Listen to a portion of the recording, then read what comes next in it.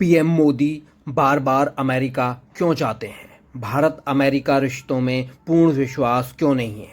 प्रधानमंत्री नरेंद्र मोदी अभी अमेरिका यात्रा पर हैं। अमेरिका 4 देशों के संगठन क्वाड की बैठक हुई जिसमें अमेरिका, भारत, जापान, ऑस्ट्रेलिया के प्रधानमंत्रियों ने भाग लिया। भारत अमेरिका की द्विपक्षीय बातचीत हुई। ड्रोन डील में कहा जाता है कि दोनों राष्ट्राध्यक्षों ने डील साइन की, लेकिन अभी कितनी आगे बढ़ेगी ये देखना होगा। अमेरिका के राष्ट्रपति कैसे मोदी को बुलाकर भारतीय लोगों का समर्थन हासिल करना चाहते हैं चुनाव में, ये ट्रंप से लेकर बाइडेन तक हम सब ने देखा। इससे पता लगता है कि अमेरिका को भारत की उतनी ही ज़रूरत है जितनी भारत को अमेरिका की। क्वाड के जरिए क्वाड देशों ने हिंद महाप्रशांत क्षेत्र में स्वतंत्रता की बात की और लोगों के स्वास्थ्य पर चर्चा की। लेकिन सवाल यह है कि भारत के प्रधानमंत्री नरेंद्र मोदी सबसे ज़्यादा अमेरिकी दौरे पर क्यों जाते हैं? आखिर अमेरिका से भारत को क्या चाहिए?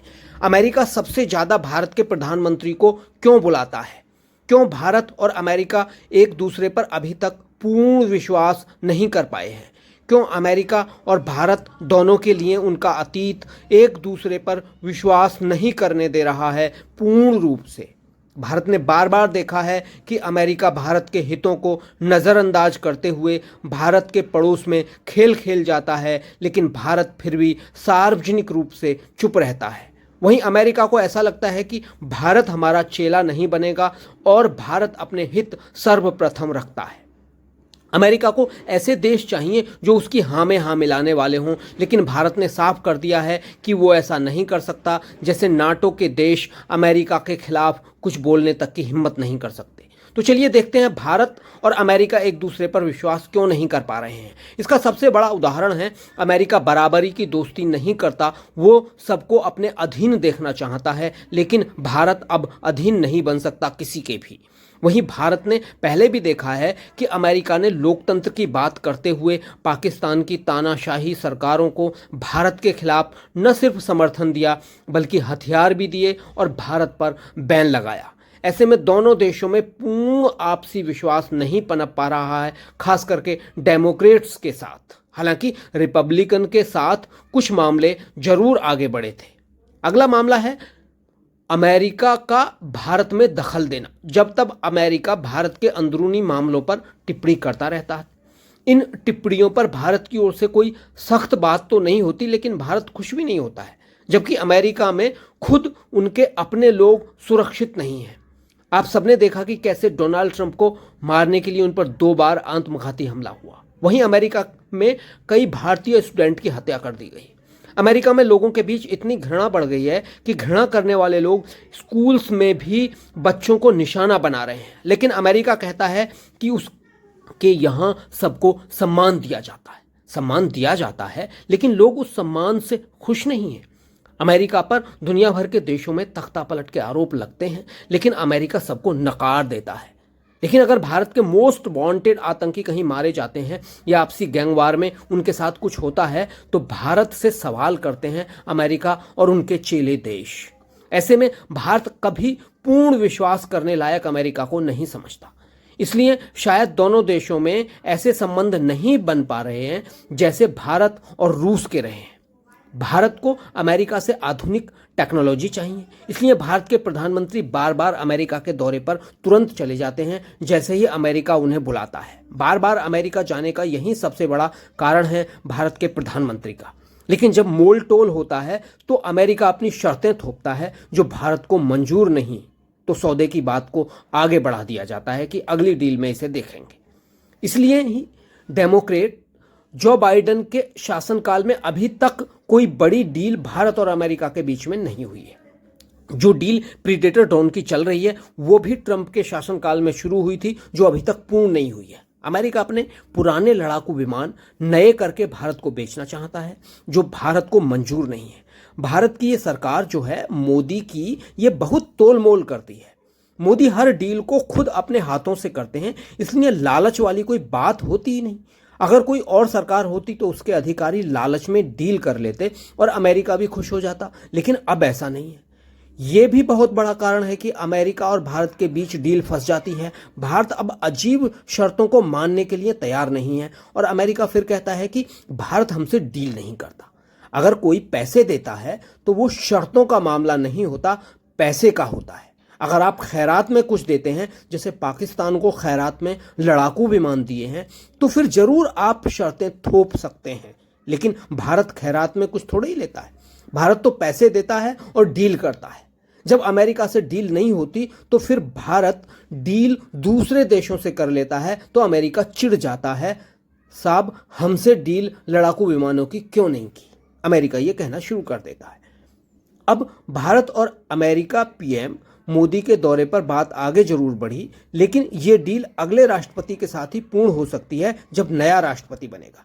अगर फिर से डेमोक्रेट कमला हैरिस बनती हैं तो उन पर ओबामा जैसे लोगों का दबाव होगा और फिर भारत को दबाव में लेकर डील फाइनल करने की कोशिश होगी।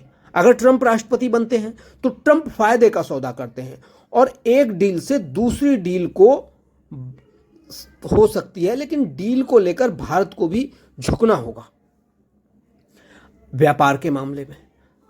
अब जब डील होती है तो जो ऐसी डील होती है उसमें मोदी भी बहुत माहिर हैं डील करने में। तो मोदी राजनीतिक तौर पर बहुत माहिर हैं, लेकिन ट्रंप बिजनेस तौर पर बहुत माहिर हैं।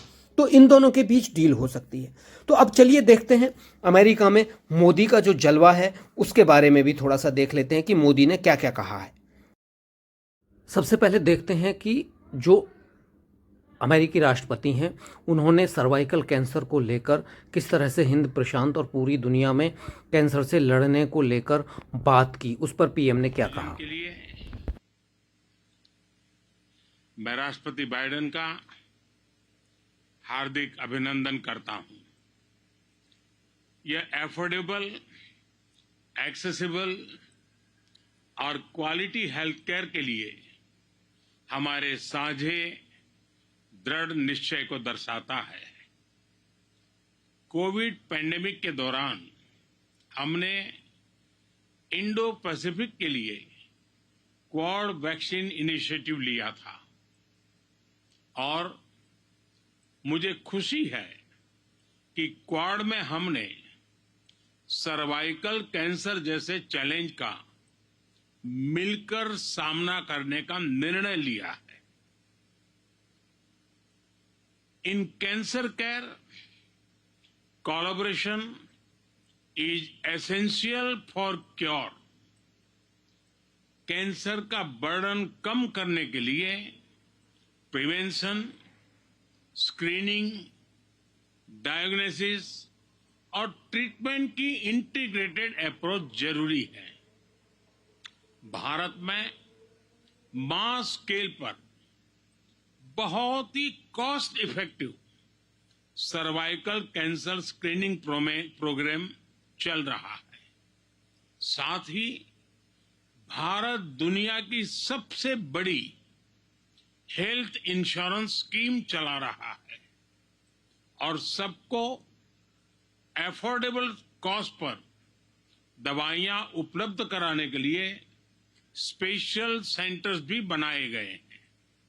भारत ने सर्वाइकल कैंसर के लिए अपनी वैक्सीन भी बनाई है और एआई की मदद से नए ट्रीटमेंट प्रोटोकॉल भी शुरू किए जा रहे हैं।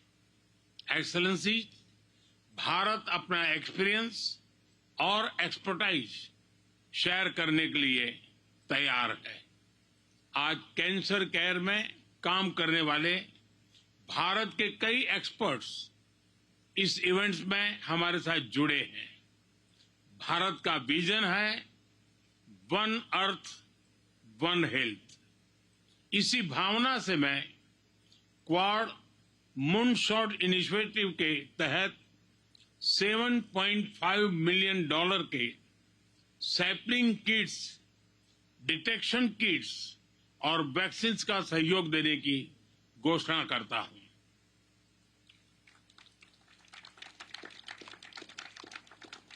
रेडियोथेरेपी ट्रीटमेंट और कैपेसिटी बिल्डिंग में भी भारत सहयोग देगा।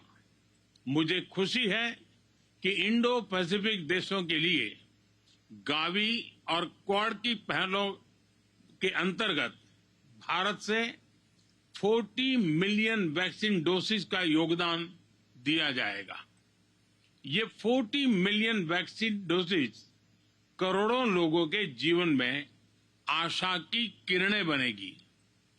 As you can see, when the Quad acts, it is not just for nations, it is for the people. This is the true essence of our human-centric approach.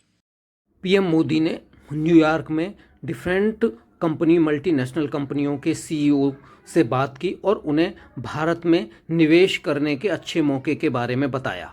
मैं जो ऊर्जा देख रहा हूँ, जो उत्साह देख रहा हूँ और भारत के प्रति जो एक भरोसा देख रहा हूँ, ये वाकई हमें बहुत ही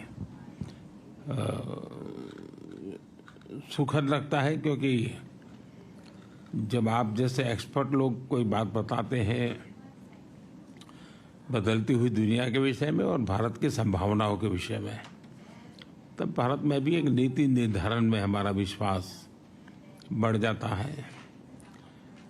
कुछ चीज़ों का सुझाव भी आपने दिया है, मेरी टीम ने सारी चीज़ों को नोट किया है, क्योंकि हम चाहते हैं कि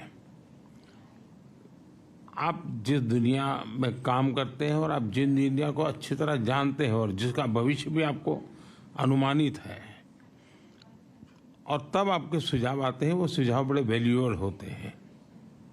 आपके अनुभव मेरे लिए बहुत अहम है और इसलिए मैं भले ही टाइम छोटा रहा होगा तो कम रहा होगा, लेकिन उस महत्वपूर्ण बातों को बहुत तवज्जो देता हूँ, उसको बहुत बड़ा देता हूँ। एक बात सही है कि 21वीं सदी टेक्नोलॉजी ड्रिवन है। शायद ही जीवन का कोई क्षेत्र ऐसा होगा कि जिसको अब टेक्नोलॉजी ड्राइव न करती हो। किसी समय टेक्नोलॉजी का प्रभाव था, अब मैं देखता हूँ टेक्नोलॉजी ड्राइव करने वाली है।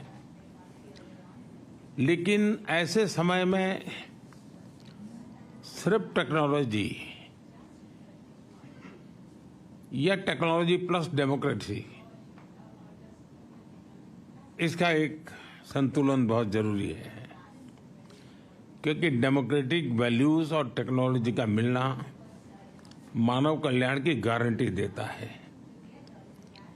एक विश्वास पैदा करता है। एंड टेक्नोलॉजी माइनस डेमोक्रेसी, मैं समझता हूँ किसी भी संकट के लिए एक वातावरण पैदा कर देता है। और भारत एक देश है